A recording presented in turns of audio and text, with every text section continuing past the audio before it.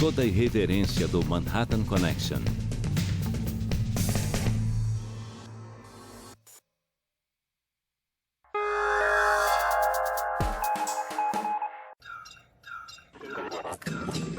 O Arquivo N volta no tempo. O que te interessa? Como viajar pelo mundo? Aqui forma-se o Rio 2. A atenção despertou agora. Um mercado criado por uma inovação tecnológica. Este é o jeito certo de explorar madeira. Quem paga? A corrupção.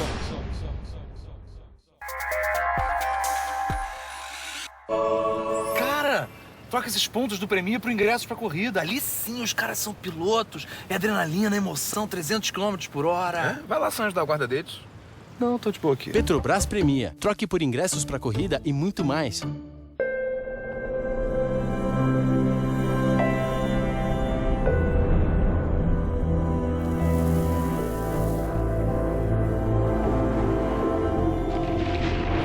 Descubra cores nunca vistas na luz e detalhes escondidos na noite. Viva experiências extraordinárias através de uma Samsung SU HD com tela de ponto quântico. This TV.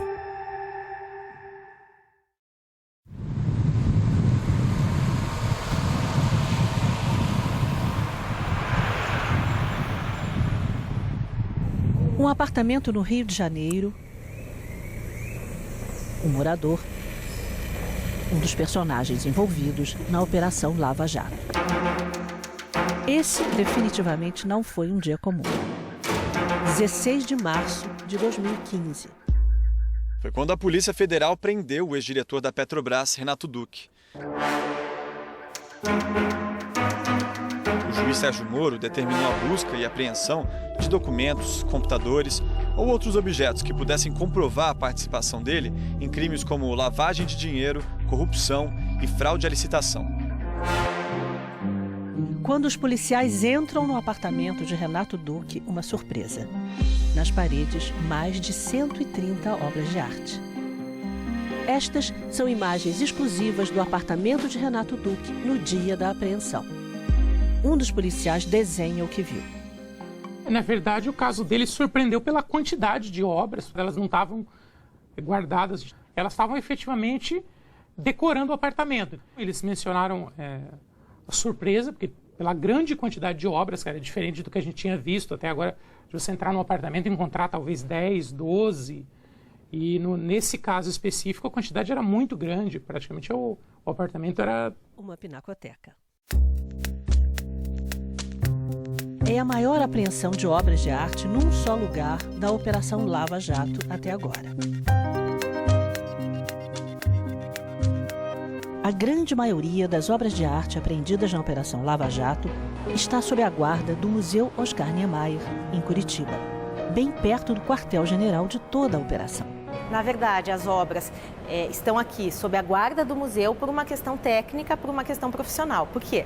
Porque o museu possui condições técnicas de guarda e manutenção dessas obras. E o que acharia nosso arquiteto, sobre toda essa história? Pois nós tivemos acesso a esta sala secreta. É aqui onde todas as obras descansam até ser definido o destino delas.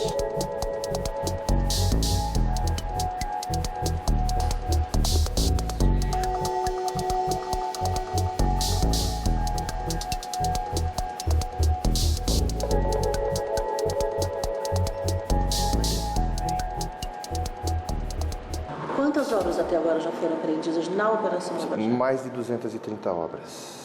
Durante que período? Durante, principalmente, os 2 primeiros anos da operação. Agora, outras operações têm ocorrido, não só a Lava Jato, as operações decorrentes da Operação Lava Jato e novas obras de arte têm surgido nessas operações, o que mostra que o emprego de obras de arte para lavagem de dinheiro pode ser uma coisa muito recorrente. E há obras para todos os gostos, valores, estilos, mas todas têm algo em comum: a suspeita de terem sido compradas com dinheiro desviado da Petrobras.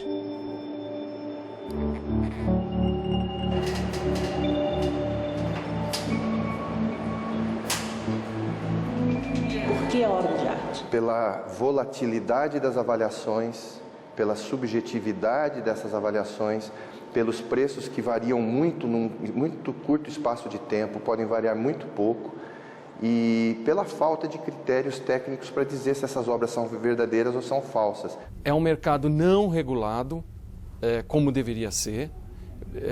Marcadamente ele tem uma autorregulamentação, e aqueles que autorregulamentam são pessoas que desejam lucro, então eles não têm o interesse primeiro, bater a lavagem de dinheiro e muito mais de realizar lucros.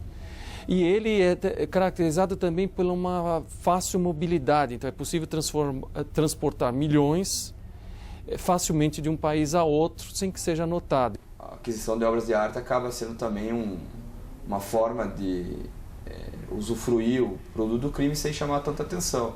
É diferente de uma coisa você comprar uma obra de arte de 1 milhão que vai ficar discretamente exposta na sua casa, outra coisa é você comprar um iate de 1 milhão, um carro de 1 milhão, um apartamento que todos vão ver, vão ficar sabendo.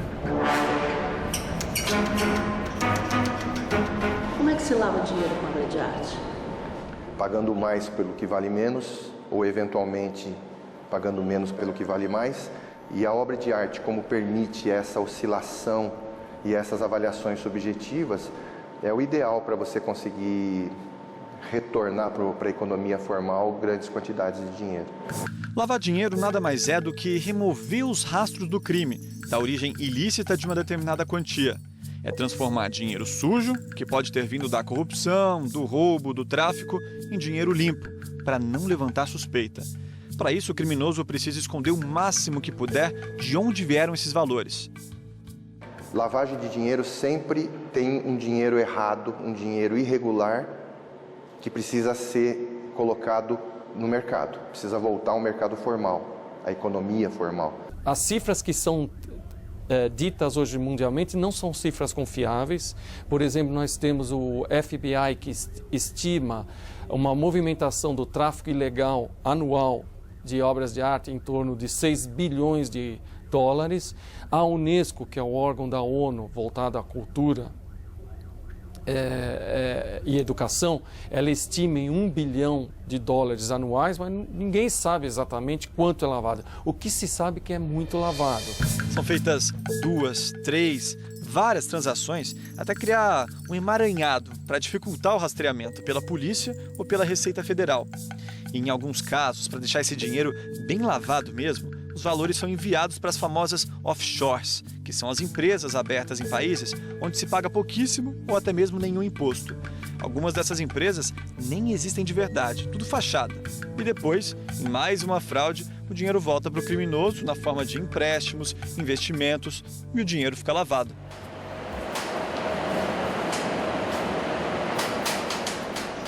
Você está comprando um quadro de, digamos que por um exemplo, que vale 100 mil dólares, você tem uma espécie de jogo ali ou um acerto com o vendedor, simula essa compra como se o valor dela fosse em torno de, por exemplo, 10 mil e o restante você paga de uma outra forma, você paga 10 mil no mercado oficial e digamos que, por exemplo, a diferença dos 90 mil você pode pagar numa conta no exterior para não deixar registro no Brasil. Existem várias formas de lavar dinheiro com obra de arte. O criminoso pode, por exemplo, comprar uma tela barata de um artista desconhecido e declarar que pagou um valor muito maior. Muitas vezes uma obra pode valer muito menos do que o valor que ela é adquirida, com o objetivo apenas de esquentar a diferença. Então, por exemplo, a obra vale 100, o cidadão paga 200 pela obra, mas já adquire de forma superfaturada e já conseguiu aí internalizar e legitimar 100 mil. Ou a lavagem pode ocorrer na venda de um quadro.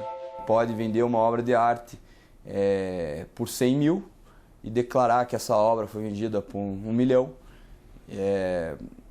E com isso ele vai ter uma legitimação lícita, com aparência lícita, para o ingresso no patrimônio dele dessa diferença, desses 900 mil reais.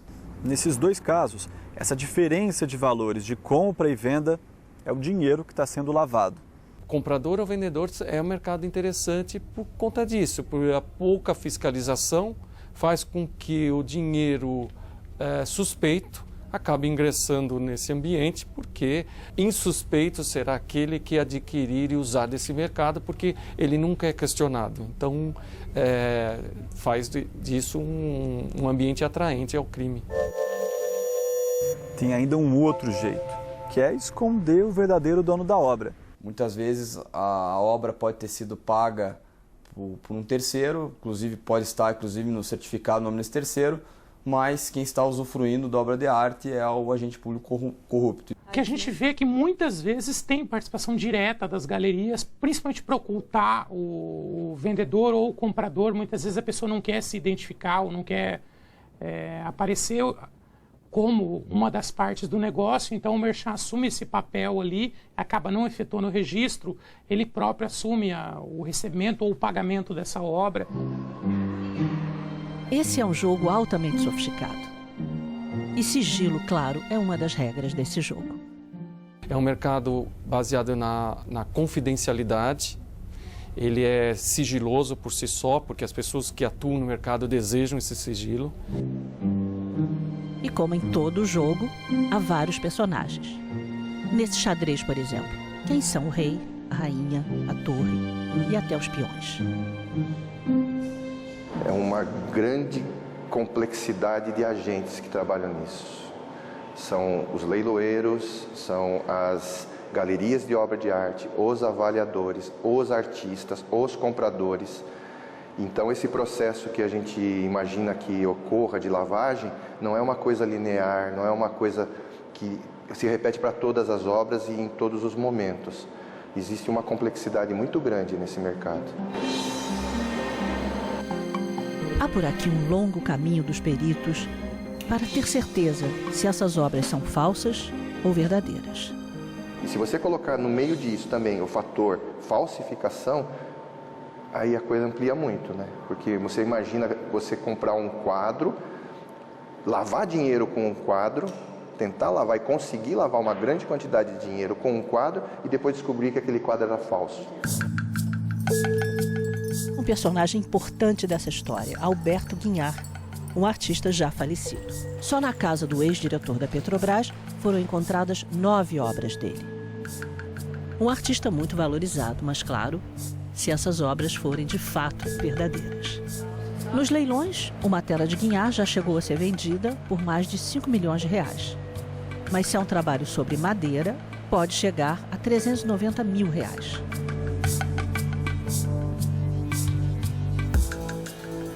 Aqui a gente tem um grande artista, que foi Guinhar. Em geral, ele pintava paisagens de ouro preto. E essa tela é falsa, é verdadeira? A gente pode falar alguma coisa já sobre ela? No momento, ela é uma peça para exame.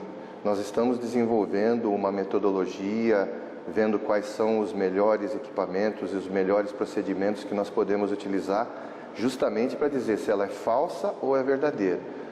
Para nós que somos leigos ainda no assunto arte, é apenas uma peça de exame. Como é que é o procedimento, então, para um artista morto, importante na arte moderna brasileira, como Guinhar? Se o artista é vivo, é muito mais fácil de nós conseguirmos uma afirmação dele a respeito da autenticidade da obra. No caso do Guinhar, nós vamos ter que nos deter muito conclusivamente na pigmentação que ele trabalhava.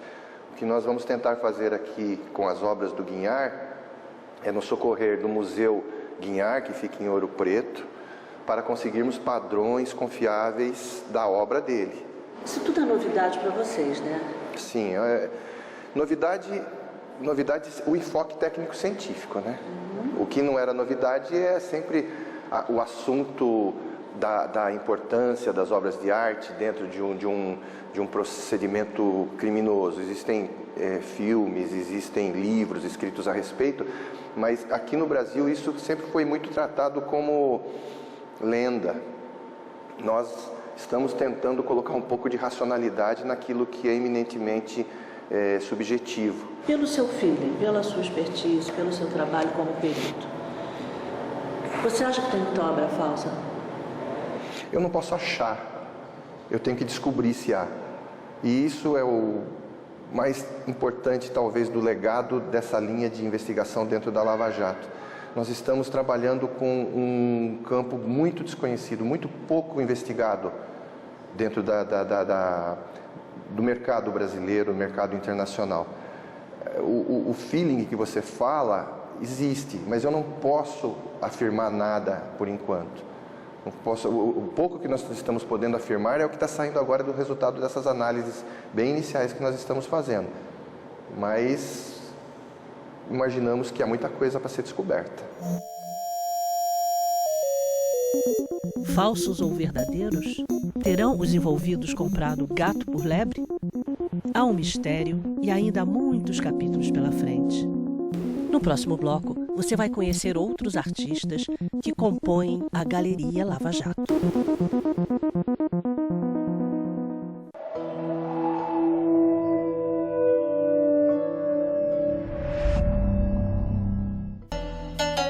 Walter Robinson, editor-chefe da equipe de jornalismo investigativo do principal jornal de Boston, batizado de Spotlight, holofote sobre os abusos sexuais na igreja.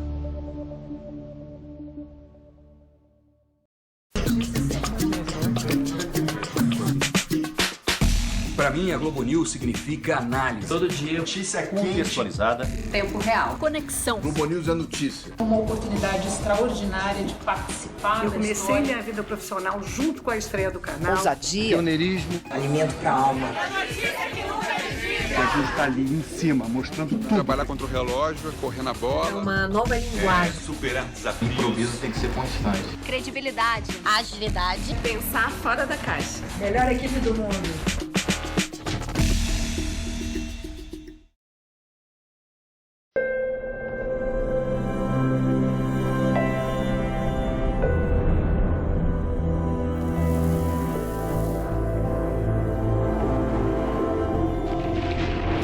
Descubra cores nunca vistas na luz e detalhes escondidos na noite. Viva experiências extraordinárias através de uma Samsung SU HD com tela de ponto quântico. This is TV. Promoção Bom Dia com Nutella. É só postar fotos do seu café da manhã usando a hashtag Bom Dia com Nutella, cadastrar-se no site nutella.com.br e concorrer a 3 viagens pelo mundo. Boa sorte! O Nissan Sentra é um verdadeiro super-herói. Ele se antecipa a cada imprevisto, sabe quando um carro vai parar e enxerga aquilo que ninguém vê. Ele protege você e é cheio de conforto. Foi inclusive eleito a melhor compra da categoria. Passe numa concessionária e faça um test drive. Nissan Sentra, o novo herói das ruas.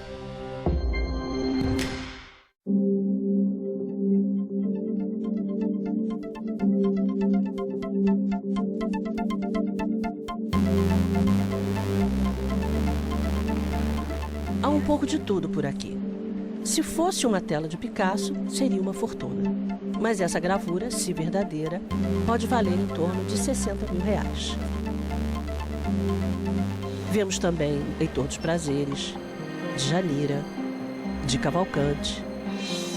E até se ter a certeza de que são verdadeiras, as obras ficam por aqui à espera de novos capítulos. E tem ainda muitos capítulos pela frente para identificar contratos da Petrobras, que viraram propinas, que viraram obras de arte.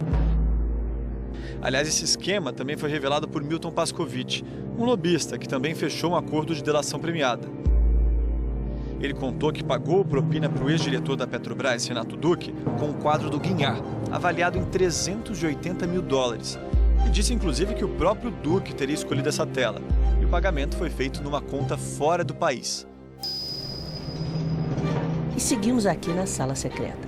Vemos Roberto Magalhães, Cícero Dias, Reinaldo Fonseca, uma serigrafia de Salvador Dalí. Nesta sala também estão as obras que foram apreendidas na casa de Nelma Kodama.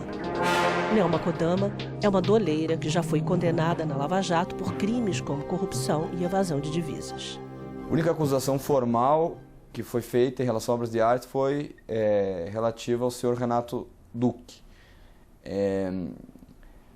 A questão da Nelma Kodama e de outros investigados ainda, por questões de prioridades, ainda não foram examinadas com profundidade, se realmente constituiu mais um estratagema para lavagem de dinheiro ou se era um mero usufruto do produto do crime. Tem obra de arte apreendida até em Portugal, resultado da única fase da Lava Jato fora do Brasil. Nós tivemos uma apreensão grande em Portugal, ainda na Operação Lava Jato, do senhor Raul Schmidt Felipe, um conhecido operador de vantagens devidas da Petrobras, que mantinha inclusive uma galeria de arte com obras cujas suspeitas fortes recaíam de que eram adquiridas com produtos de crime. E enquanto as investigações seguem seu rumo, aqui a investigação é para checar a autenticidade das obras. E os peritos têm consultado os artistas para identificar tais obras. E aqui? Aí é Sérgio Teles.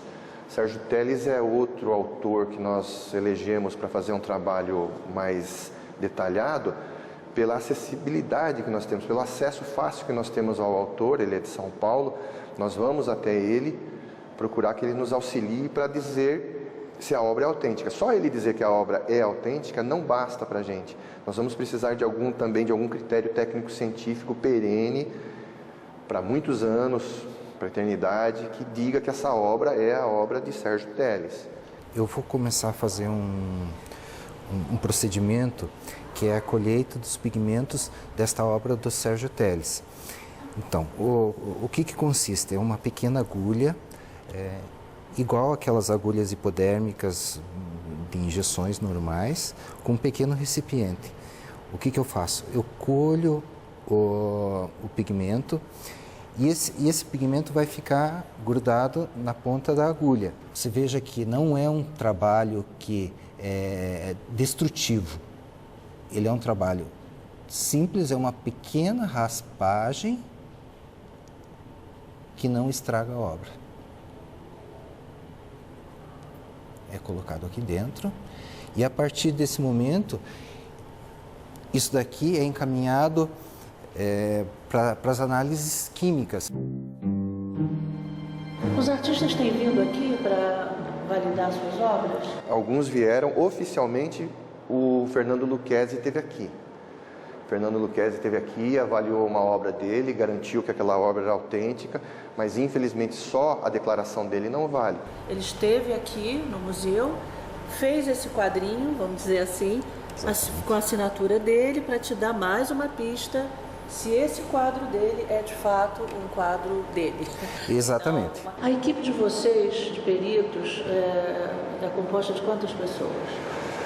No total, aqui em Curitiba, nós somos 34 peritos de várias áreas do conhecimento, mas dedicados exclusivamente ao trabalho das obras de arte são poucos. Quantos? Nós estamos em 4 peritos dedicados. E vocês fazem uma parceria com as universidades? Sim, sim. Como é que foi isso? O interesse da universidade é muito grande pelo apelo do assunto e pela possibilidade de você utilizar metodologias que às vezes são pouco utilizadas na universidade. Tem alguma previsão de fechar essa validação? Está demorando muito porque nós passamos um bom tempo tentando nos inteirar das nuances do mercado de arte e dessa especialidade que é validar, legitimar obras de arte.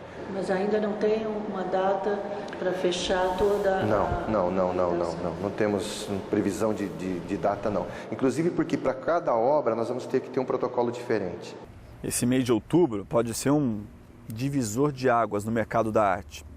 Para tentar impedir esse tipo de lavagem de dinheiro, o IPHAN, que é o Instituto do Patrimônio Histórico e Artístico Nacional, determinou que todos os comerciantes e leiloeiros se inscrevam no Cadastro Nacional e registrem todas as operações acima de R$10 mil. E se a venda for feita em dinheiro, o comerciante ou leiloeiro tem que avisar o COAF, que é um conselho ligado ao Ministério da Fazenda, responsável por investigar casos de lavagem de dinheiro. E essas novas regras começam a valer a partir do dia 20 de outubro. A gente está abrindo uma sala logo aqui no cantinho, uma exposição em primeira mão. Vocês topam? Claro, vai ser um prazer. O que vocês estão achando desses trabalhos? Isso é o rio recortado? É o rio recortado. Esse é um artista chamado Vicky Muniz. A exposição está aqui há muito tempo? A exposição é só hoje? Só hoje? Então que sorte. Tivemos sorte, então. Todos esses quadros que vocês estão vendo aqui foram apreendidos na Operação Lava Jato. Que bom o roubo que voltou, né? Para algum lugar, para alguma coisa boa. É muito importante que pelo menos alguma coisa está sendo recuperada. Agora, o que vai ser feito, por exemplo, voltar para a Petrobras, desde que ninguém roube novamente, perfeito. Corrupção, né? Não bate essas coisas, é estranho. Essas obras são obras que foram apreendidas na Operação Lava Jato. Estava com...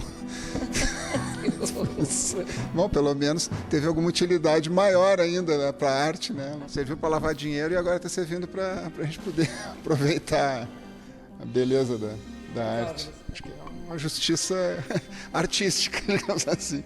Esses quadros que vocês estão vendo aqui foram da apreensão da Lava Jato. Falar com meu filho sobre isso. Era uma curiosidade que eu tinha de ver onde será que estão os quadros. Então esses são alguns dos quadros. A senhora ficou surpresa com essa informação que eu estou dando para você? Até porque eu quis vir aqui para ver. Eu queria ver de perto. Que eu falo assim, eu acho que eu tenho a obrigação de passar para ela isso aqui. E tal qual foi a minha indignação, a hora que, vamos supor, eu entrei ali, eu não sabia que era aqui. E a hora que você falou, causa um choque. Tirou de mim muita coisa. E tá tirando dela. Isso aqui é a melhor escola que existe para criança. Hoje eu vou dormir reflexiva. Com quem estava? Tipo assim, dá para saber? Algumas obras aqui são daquele ex-diretor da Petrobras chamado Renato Duque. Parabéns, doutor Duque.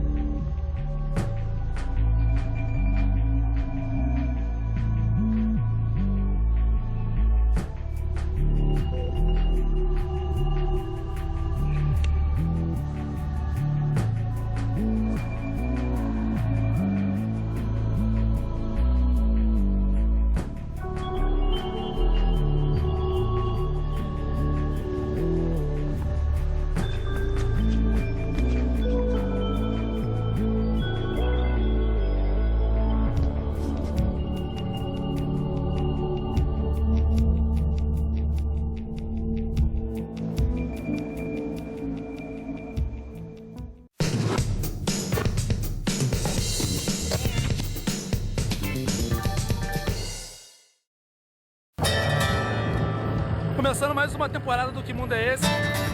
Dessa vez aqui no nosso vizinho, Estados Unidos.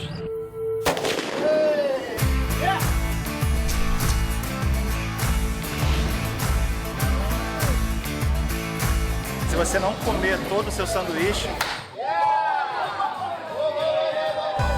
Parte da equipe agora está em Las Vegas, curtindo tudo de bom e do melhor que o capitalismo e o dinheiro pode oferecer.